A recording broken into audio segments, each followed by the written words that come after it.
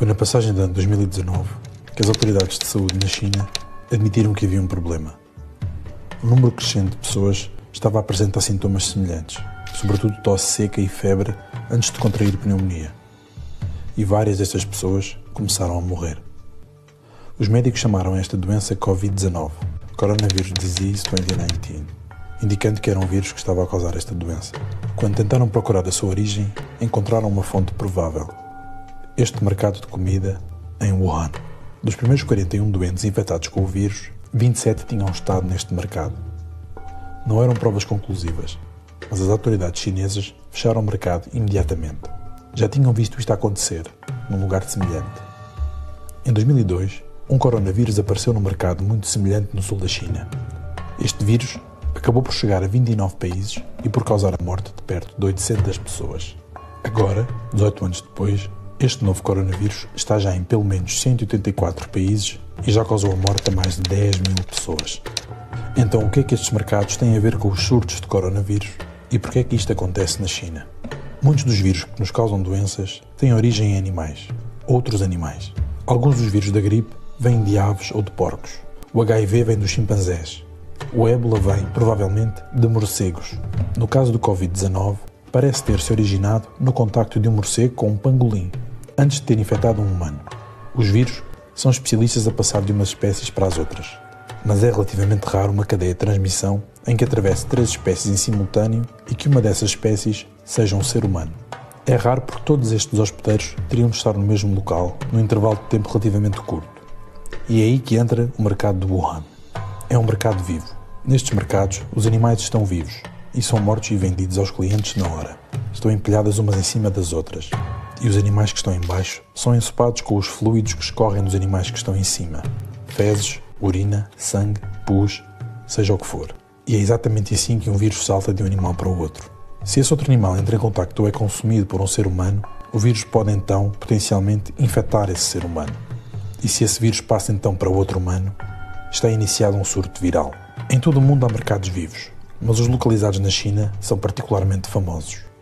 Isso deve-se à grande variedade de animais oferecida, incluindo muitas espécies de animais selvagens. Há aqui animais de todo o mundo, e cada um pode transportar os vírus característicos da sua espécie para o mercado. A razão pela qual estes animais estão todos no mesmo mercado é devido a uma decisão tomada pelo governo chinês há várias décadas.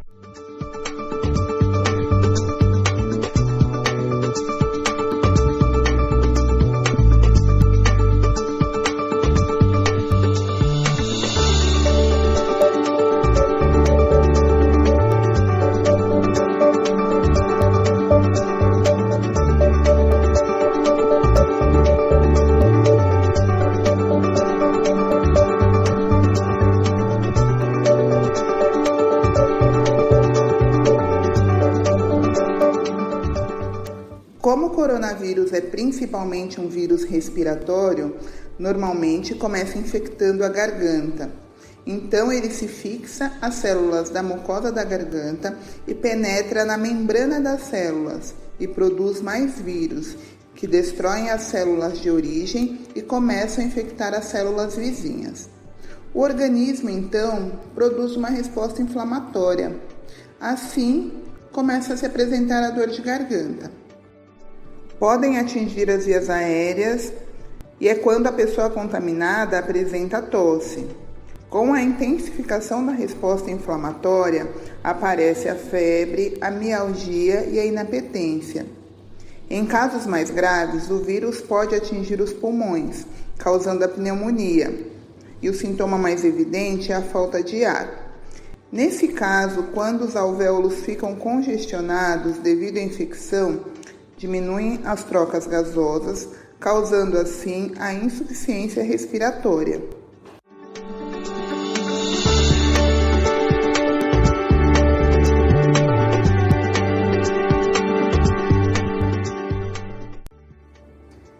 A transmissão ocorre por contato e gotículas através do contato próximo, menor que 2 metros, com pessoas infectadas, por meio de secreções respiratórias, de tosse ou espirro, contato com superfícies e objetos contaminados, contato com olhos, nariz e boca, com as mãos não higienizadas após tocar em superfícies e objetos contaminados pelo vírus.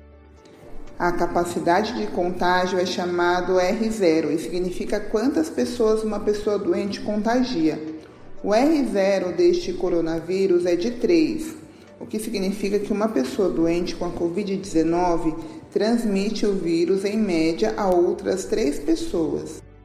Os primeiros 3 a 5 dias de início dos sintomas são os de maior transmissibilidade.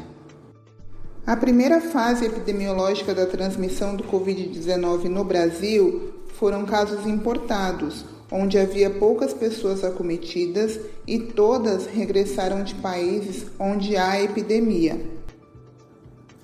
A segunda fase epidemiológica acontece a transmissão local, quando pessoas que não viajaram para o exterior ficaram doentes, ou seja, se iniciou a transmissão autóctone. Mas ainda era possível identificar o paciente que transmitiu o vírus, geralmente parentes ou pessoas de convívio social próximo. Na terceira fase epidemiológica acontece a transmissão comunitária, quando o número de casos aumentou exponencialmente e perdemos a capacidade de identificar a fonte ou pessoa transmissora.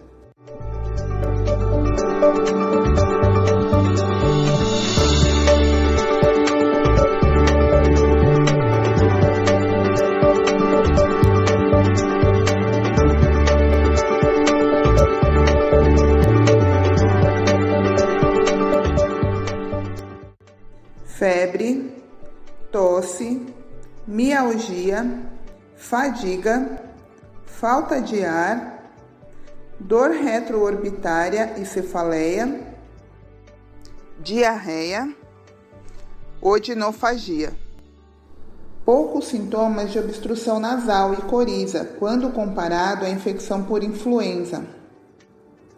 Em casos graves, comprometimento pulmonar extenso, com necessidade de suporte ventilatório em ambiente de terapia intensiva e, usualmente, a evolução é lenta e o tempo de ventilação e internação desses pacientes é prolongado. Nesta condição, o paciente demora muito tempo a se recuperar, permanece por longos períodos em UTI e gera falta de ventiladores e leitos.